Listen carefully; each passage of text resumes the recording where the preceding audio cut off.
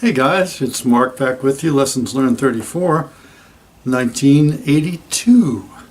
That's right, in this show I've been taking turns sharing about how my spiritual journey began and sharing lessons with you about what I'm learning from my spiritual journey in the present time.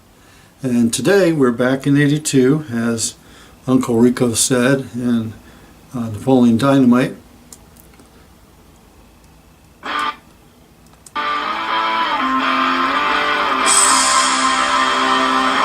And now you'll find yourself in 82, as a group said way back then.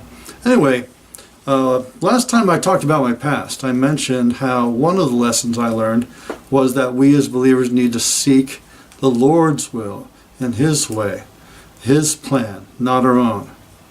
I made some poor financial decisions in the summer between my freshman and sophomore years of college. And these were decisions I had not consulted God on, as I should have, and there were consequences. I ran out of money. I had, at the end of that summer, just enough money to go back to college that fall, but I did not have money to go beyond that.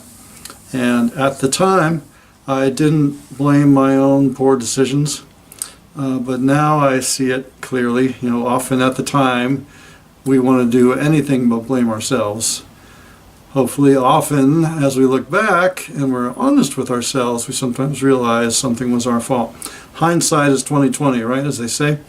But only God can see the future. So it's so important to go to Him for every decision that we need to make, important decisions in our life as believers, to not live like the world that just consults themselves. And, what did Jesus, our Savior, our model, do? Not my will, He said, right? But Thy will be done, O Lord. Psalm 127:1, unless the Lord builds the house, they labor in vain who build it, right? So I learned that lesson.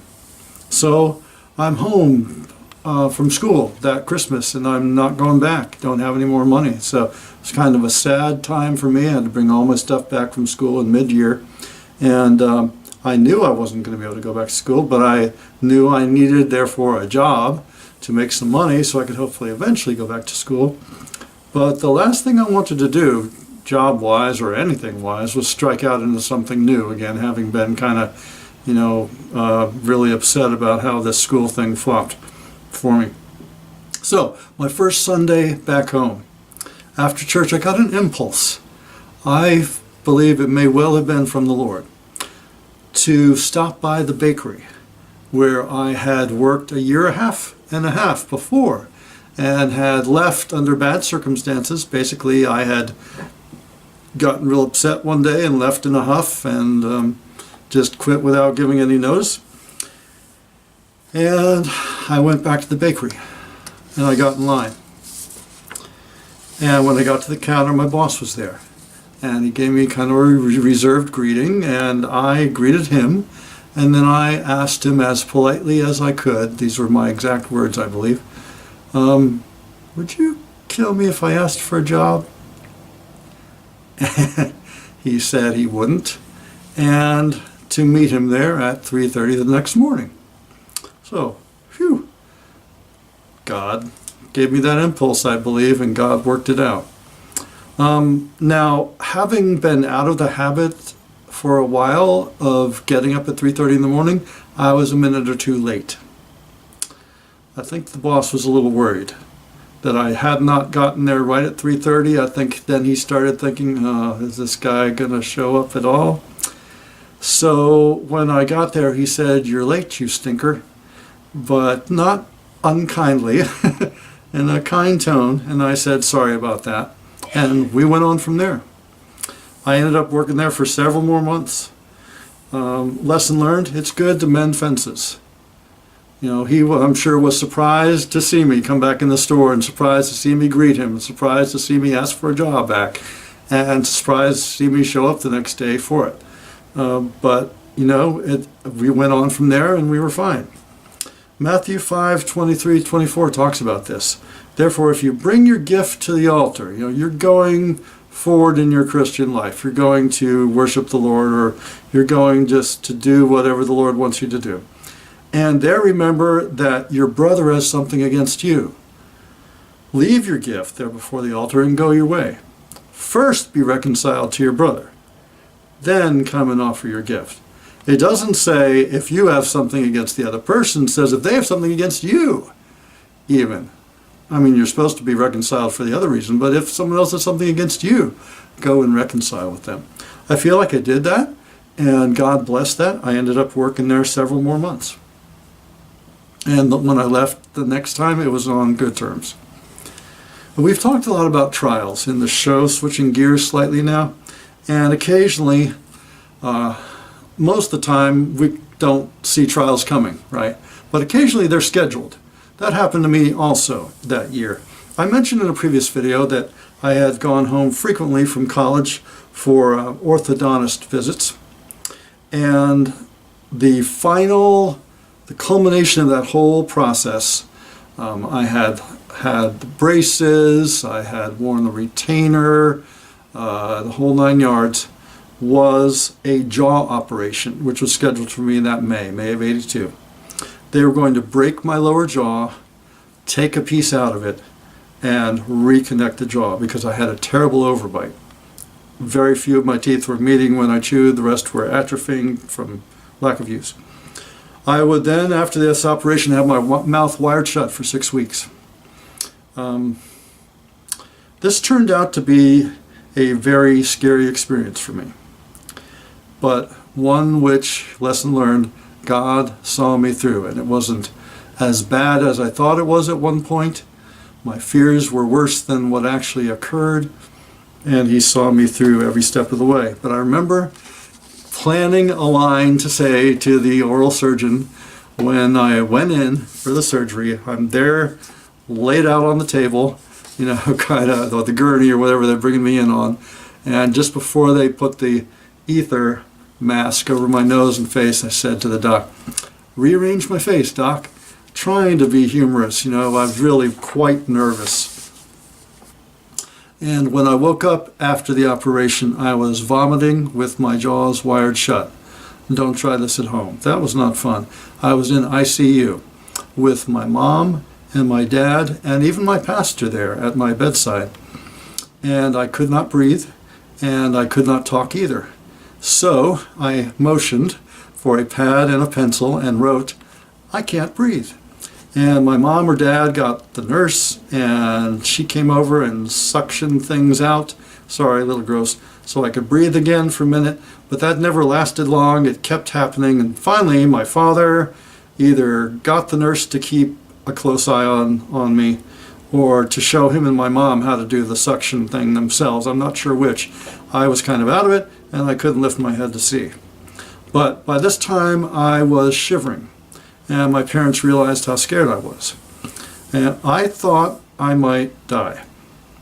And this probably wasn't helped by the fact that in the pre-surgery consultation, the doctor had told me what all could happen from the operation, including that I could die.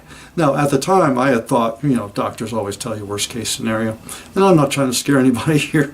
And by the way, that particular jaw operation has gotten a lot more modernized since 1982. But anyway, that kind of came back to me, and I don't really know to this day. I don't know if I was in the valley of the shadow of death. Probably not, but I definitely was convinced I was at that time. I was scared.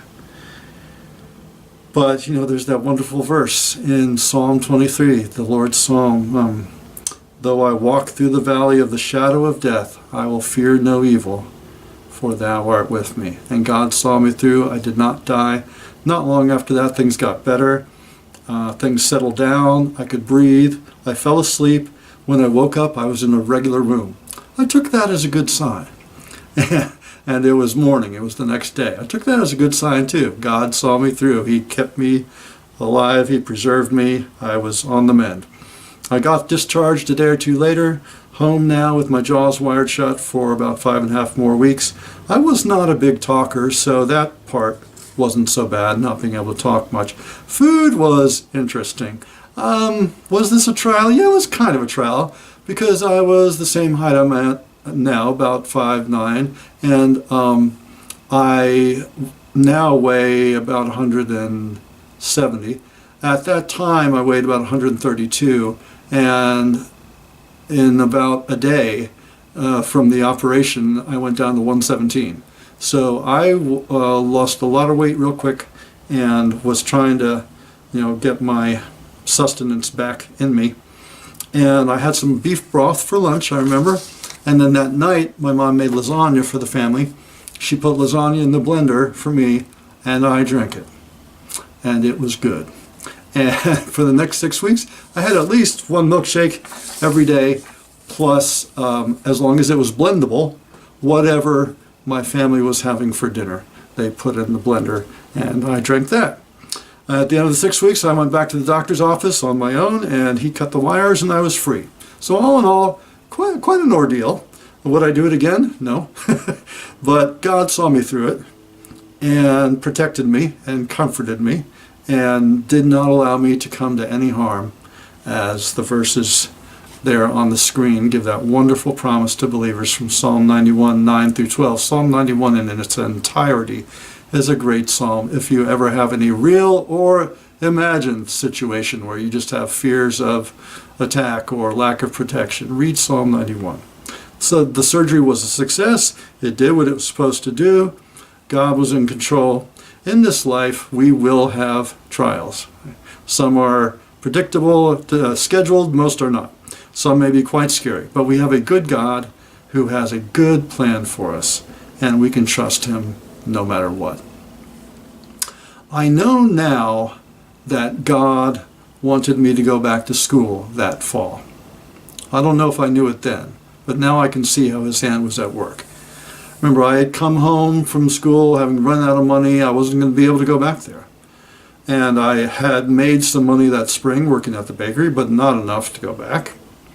But God provided a way for me to do this, which showed me he wanted me to do it. It was not my plan. Right? We love to quote those verses in Jeremiah 29, 11, 12. I know the plans I have for you, God says, for peace, for good, not for ill, not to harm you, etc. But the key phrase we need to remember in that verse is, God says, I know the plans I have for you. Those promises he makes are not for believers who go off and make their own plan. So I wasn't making my own plan at this point. It was his plan. My plan had been to go away full-time to a school in another state that was not cheap, and that ended up being more money than I could afford. God's plan was for me to go part-time to our local-ish, about 40 minutes away, community college that fall. My mom was also going there already. She had put her bachelor's degree on hold way back when she got married, and now the kids were getting older. She was resuming her degree to finish it, and she was already going to be commuting to this local school a couple days a week. So I got a schedule part-time, and I went in with her. So a couple days a week commuted there back and forth with my mom that fall, and took classes part-time. I think I took 3 classes, and still kept working at the bakery part-time now. And I had no longer was a baker there. Now I was doing custodial stuff there. Anyway, lesson learned, when God wants you to do something, through my own poor decisions, I had left college. God clearly wanted me to continue. When he wants you to do something, go forward with it. Look for how he wants to put you through it. He will make a way when he wants you to do something. You've got to keep your eyes open and look for and find that way. If a door closes, as it did for me that previous December, when I ran out of money, look for another opening when a door closes. God gave me this other opening. So that allowed me to keep making progress toward a degree, even though I didn't have much money. If God wants you to do something, he has a way for you to do it. So seek him, seek his plan until you find it. Don't give up. Persevere. That fall, God also got me started in another thing that turned into something bigger, and now I can see the big picture and see why he had me do this. The Fishers of Men, the choir I've mentioned a couple times that I was in, college-age Christian singing group. choir size. We would go to all different churches. Anyway, the director had invited a small number of the members of that choir to form a smaller singing group called Jubilation that would tour separately from the large choir. And the girl in charge of that smaller singing group asked my sister and me if we would write skits for the group and if we would perform the skits in between their songs at their concerts. So we started doing that. I remember one that I did like a Mission Impossible kind of skit. I can almost call back the memories there of the Mission Impossible theme. Doom, doom, doo, doo, doo, doo, doo, doo, doo, doo. Very distinctive theme. I played that on the piano. There's part of the skit. And to be Peter Graves, I wore this silvery wig, this exact wig. Yes, this wig. Dates from 1982 or earlier, as you can tell. It's seen better days. I tried it on before the video. Doesn't really look like Peter Graves anymore, so I didn't keep it, but I wore a trench coat. I remember that too, to be like a secret agent or something. And we did these skits. Yeah, so we did these skits. And evidently that went well.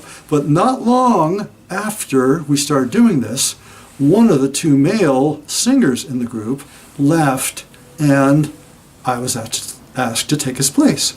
This turned out to be God too, because I ended up singing with the group for the next 3 years. And the following year, I'll talk about this in another video, we sang at the Jesus Festival, Jesus 83, in front of thousands of people. We're just like the day before the main events started, so it may have been hundreds of people. Anyway, it was a lot of people. And then in 1985, we got to go on a cross-country tour, so some really cool things God used me in and gave to me as experiences because I walked through this door that He opened. These people asking me to do this one thing. Sometimes that happens, right? You say yes to some act of service or something for the Lord, and that turns into something else, or something else follows that. So be open to those things. It's always good when God is the one who's opening the door. It's always going to be good. So go where He leads you, be it through a trial, be it even through what seems quite scary at times. He's there with you.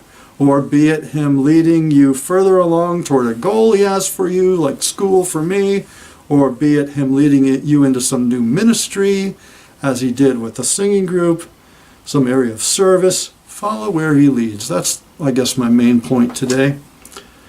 So we close with Proverbs 3:5-6, well-known passage, but listen to these words closely and think about whether you obey them. Trust in the Lord, not yourself and your own plans, with all your heart. Not trust in yourself somewhat and the Lord somewhat. Trust in the Lord with all your heart. That means you're not putting any trust in yourself. Lean not on your own understanding. In case you didn't get it the first time, it kind of says the same thing a different way. In all, not some, not half, all your ways acknowledge Him, and He shall direct your paths. This is Mark. This is Lessons Learned. Hope this has helped you. We'll see you next time. Bye.